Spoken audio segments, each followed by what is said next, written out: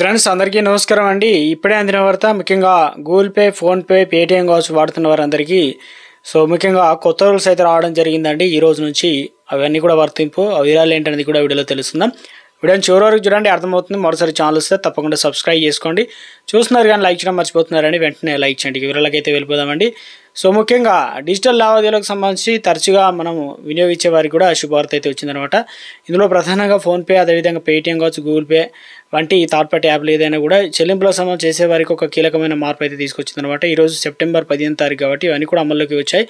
కొత్త రూల్స్ ఏంటని చూసుకున్నట్లయితే ముఖ్యంగా national payments corporation of the India NPCI UPI లావాదేవీలకు సంబంధించి పరిమితిలో కీలక మార్పులు అయితే చేసిందనమాట. ఈ నిర్ణయం డిజిటల్ చెల్లింపులు మరింత ఈజీగా, సౌకర్యవంతంగా ముఖ్యంగా ఉండేందుకు గాను డిజిటల్ చెల్లింపులు మరింత వేగవంతంగా మారన్నాయన్నమాట.